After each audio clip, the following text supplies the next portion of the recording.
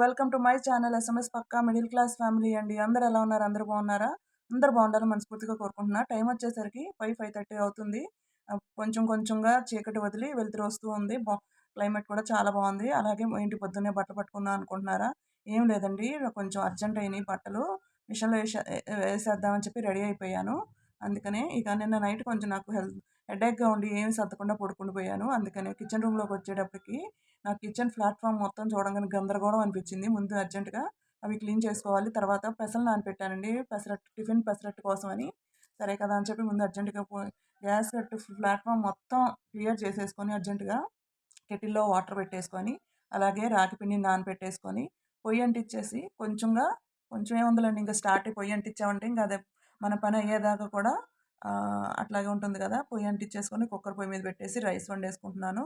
Lunch box ready అయిపోవాలి కదండీ! మా బాబుకి వ్యాన్ వచ్చేసరికి 7:30 కల్లా వచ్చేస్తది. 7:30, 7:40 కల్లా వచ్చేస్తది. ఆ టైంలోగా ఆహ్, రై లంచ్, బ్రేక్‌ఫాస్ట్ మొత్తం అయిపోవాలనమాట. అందుకని కొంచెం హడావుడిగా చేసుకుంటున్నాను.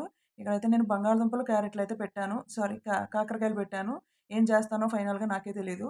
ఇంకా కెటిల్‌లో హాట్ వాటర్ అయిపోయినాయి కదండీ! కొంచెం జావ కోసం గిన్నెలో పోసేసుకొని అవి మరగనిచ్చి, జావ పిండిని ఆల్రెడీ నానపెట్టేసుకున్నాను కదండీ! నానపెట్టిన రాగి పిండిని ఇంకా వాటర్‌లో వేసేస్తున్నాను. నేను ఎప్పుడైనా సరే రాగి జావ పొంగొచ్చిన వెంటనే కట్టానండి. పొంగొచ్చిన వెంటనే సిమ్‌లో పెట్టేస్తాను. సిమ్‌లో పెట్టినా కూడా పొంగొస్తే ఇక కట్టేస్తాను. ఇంకో పక్క కుక్కరు రెడీ అయిపోతుంది.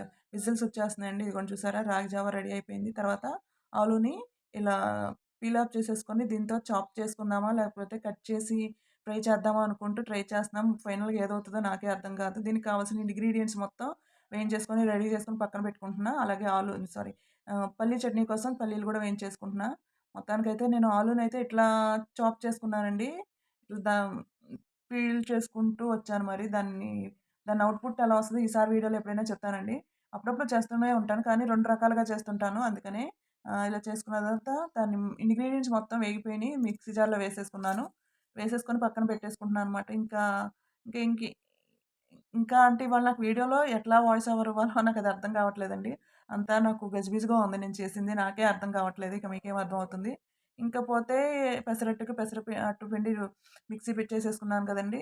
ఈ చేసేసుకున్నాక అలాగే పల్లీ చట్నీకి పోపు చేసేసాను. ఇక ఎప్పుడు ఏసినా నాకు ఈ పెసరట్టేయాలంటే ఒక రకమైన టెన్షన్ అనమాట.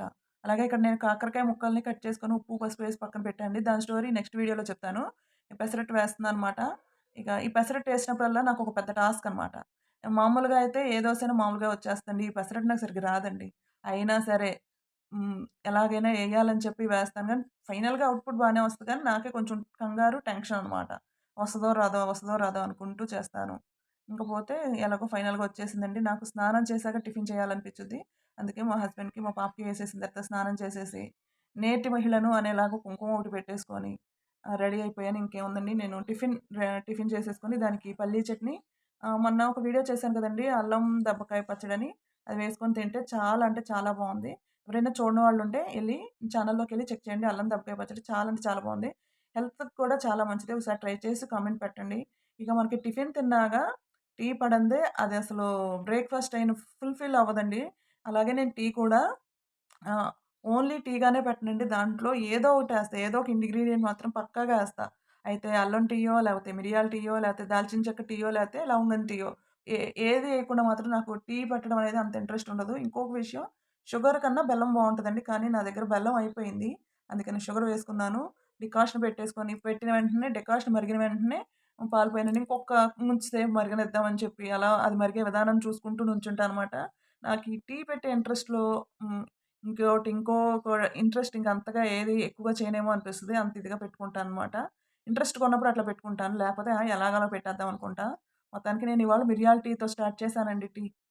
మిరియాల టీ చేసి ఆయనకి కొంచెం ఆయనకు ఒక కప్ ఇచ్చేసి నేను ప్రశాంతంగా కూర్చొని టీ తాగితే అలా నా డే ఫుల్ అవుతుందనమాట. ఫుల్ అవుతుంది. బ్రేక్‌ఫాస్ట్ ఫిల్ అవుతుంది. నేను చేసిన కాకరకాయ కారం ఇది చెప్పాను గదండీ! కాకరకాయ కారం గూడా నెక్స్ట్ వీడియోలో కంప్లీట్ చేస్తాను. నెక్స్ట్ వీడియో చేస్తాను. అలాగే నా రొటీన్ ఎలా జరిగిందంటే మిరియాల టీతో స్టార్ట్ చేస్తే కాకరకాయ పూరితో ఎండ్ అయ్యిందండి. ఎలా ఉందో కామెంట్ పెట్టండి. మీకు ఎవరికైనా రిలేటెడ్ అయితే లైక్ చేయండి. బాయ్.